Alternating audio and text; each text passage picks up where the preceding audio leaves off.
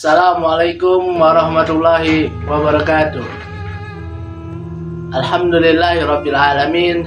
Allahumma shalli ala sayyidina Muhammad wa ala ali sayyidina Muhammad. Perkenalkan, saya Muhammad Sulhan dengan NIM 23213131047 dari kelas Hukum Pidana Islam HPI 4B. Di sini saya akan menjelaskan sedikit bagaimana proses reformasi hukum Islam di negara Mesir guna menyelesaikan tugas akhir semester mata kuliah Sejarah Hukum Islam. Baik, langsung kita masuk ke pembahasannya. Mesir, negeri peradaban kuno yang juga menjadi salah satu pusat keilmuan Islam terkemuka, telah mengalami perjalanan panjang dalam mereformasi hukum Islam, terutama dalam bidang hukum keluarga. Proses reformasi hukum Islam di Mesir berakar sejak abad ke-19 ketika Gubernur Muhammad Ali menyadari pentingnya modernisasi untuk mempertahankan kedaulatan Mesir dari tekanan kolonial Eropa.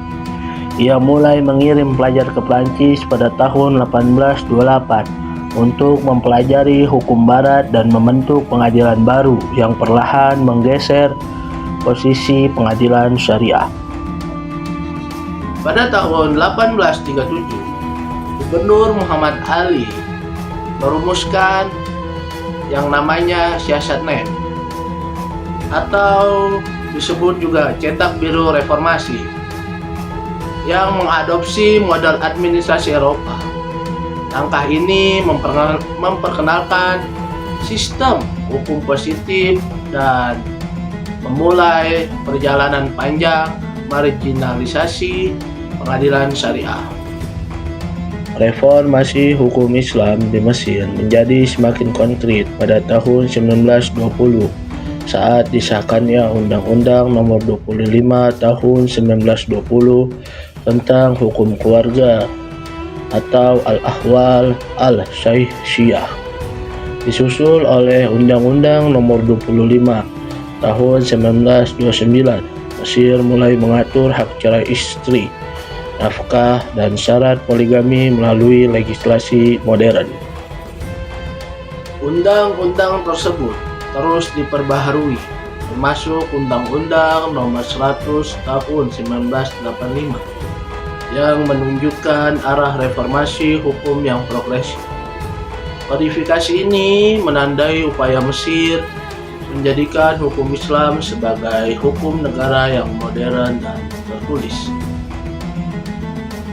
Pada tahun 1943, Mesir mengesahkan Undang-Undang Nomor 77 tentang waris yang secara dominan mengadopsi mazhab Hanafi. Namun, reformasi paling fenomenal hadir 3 tahun kemudian melalui Undang-Undang Nomor 71 Tahun 1946 tentang wasiat.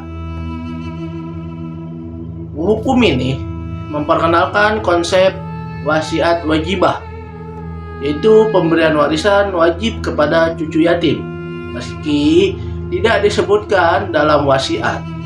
Ini adalah terobosan yang melindungi hak-hak keluarga yang selama ini terabaikan dalam sistem waris tradisional. Tujuan utama dari reformasi ini antara lain adalah menyatukan hukum keluarga dari beragam mazhab, mengangkat derajat perempuan dalam keluarga, dan merespon tantangan zaman modern.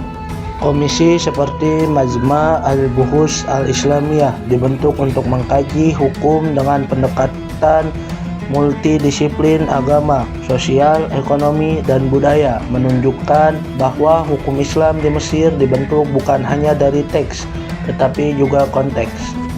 Reformasi hukum Islam di Mesir bukan sekedar modernisasi hukum, tetapi juga refleksi perjuangan bangsa Muslim untuk tetap relevan dan berdaulat di tengah tekanan kolonial dan perubahan zaman.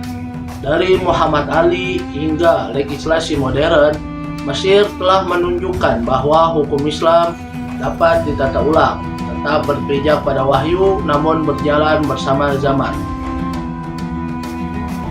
Itu saja penjelasan dari saya mengenai proses reformasi hukum Islam di negara Mesir. Kurang lebihnya mohon maaf. Wassalamualaikum warahmatullahi wabarakatuh.